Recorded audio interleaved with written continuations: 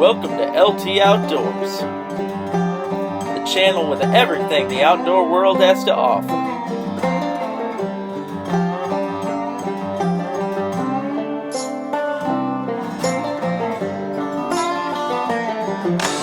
Sun is coming up, Beaver's going down. Fish are all a-biting and jumping all around. Let's hook up the boat, come on, let's go. It's time for LT Outdoors. I'm talking LT Outdoors. Might go hunting, fishing, metal detecting, might even do a little fortune too. I'm talking LT Outdoors. I hope you enjoy the show. Look at that.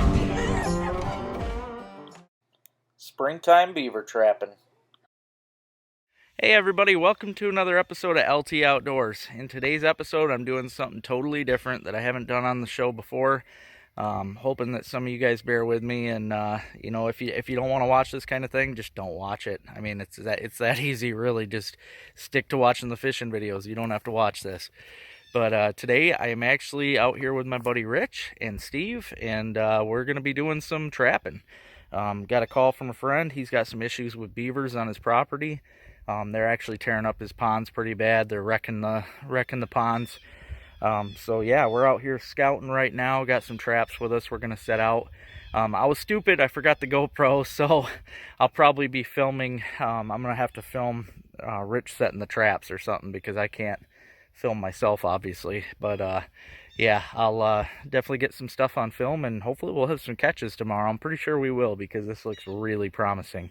What we got right here right now is a big beaver run. I'm going to show you this.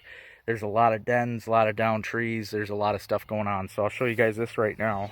This right here is a very large beaver run. This is what beavers will use to travel from pond to pond. You'll see it in many situations wherever there's marshes or ponds. They've been using this heavily. There's tracks all over it. But yeah, they're traveling from that pond to this pond down this trail.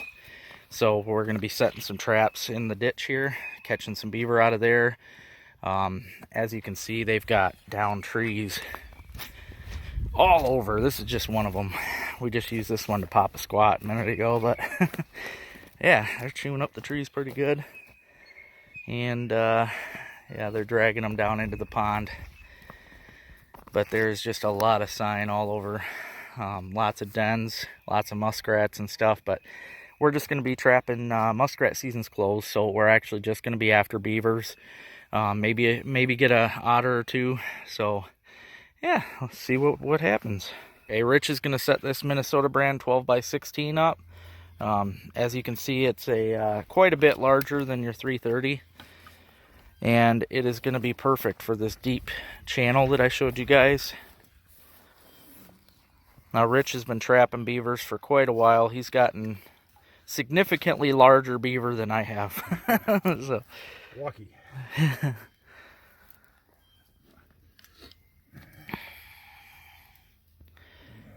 But as you can see, he sets it in the water. You want it to be either just above the water or just barely below, but you don't want it to be too deep. You want the beavers to go right underneath of it.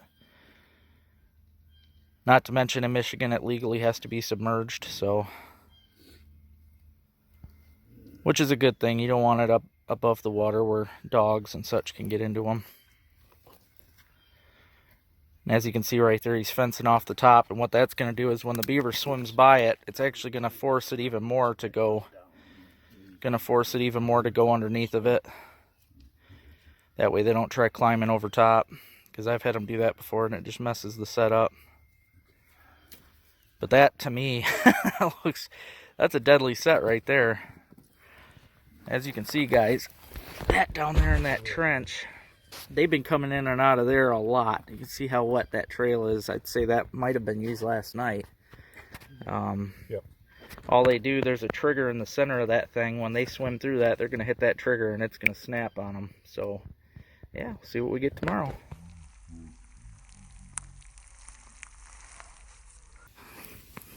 Okay, this here is a 330 conibear. As you can see, compared to my hand, it's pretty big. This is the main one people use for beavers. It's a perfect beaver conibear, unless you got situations like that last hole where the huge channel, then it's better to have the wider ones. But this is a really good slide. We're going to be putting this at the end of that slide there. Rich has this cool little setting tool. Gives it a little extra safety, because these things, you don't want these to slam on you. They're real dangerous. But there's that trigger I was telling you guys about. This one's got a broken trigger on it, but they just hit that one, it's going to set it off. So, yep. Cool.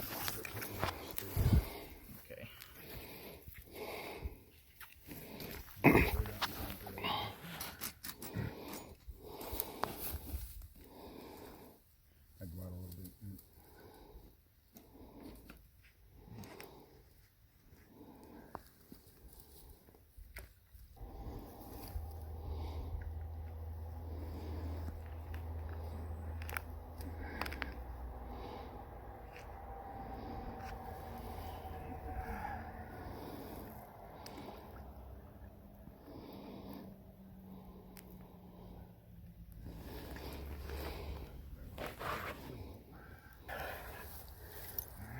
Put a stick over top.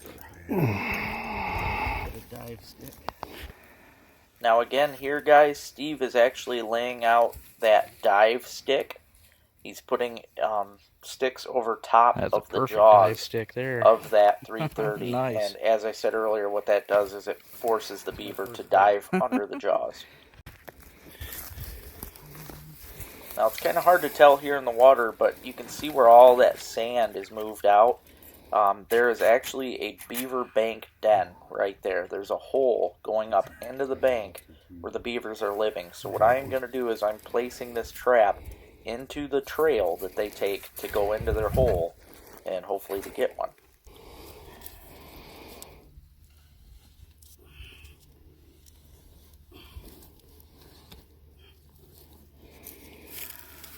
Do you want that ring?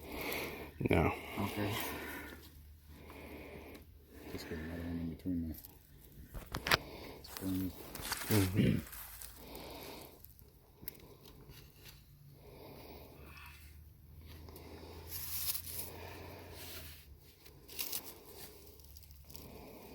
Now when you see me reach to the side of the traps like this, I'm actually releasing the little safety hooks that make sure they hold the jaws or hold the springs closed in case it were to fire on you. If you don't take those off and it goes off, it's not going to hold the animal.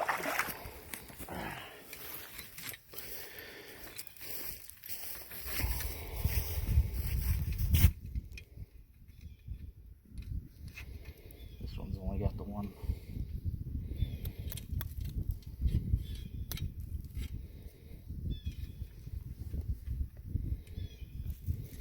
Now these guys just informed me today, which I didn't know, and it's a good thing to know.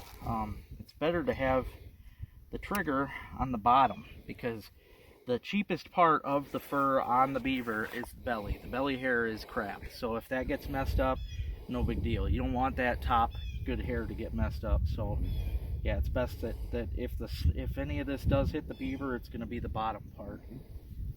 That's good to know.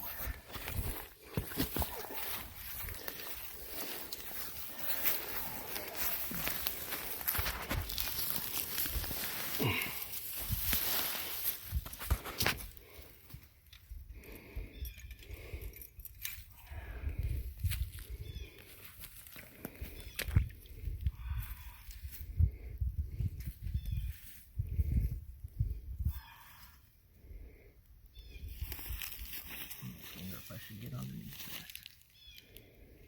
You know, probably right in there. Mm-hmm. That's like level. Oops.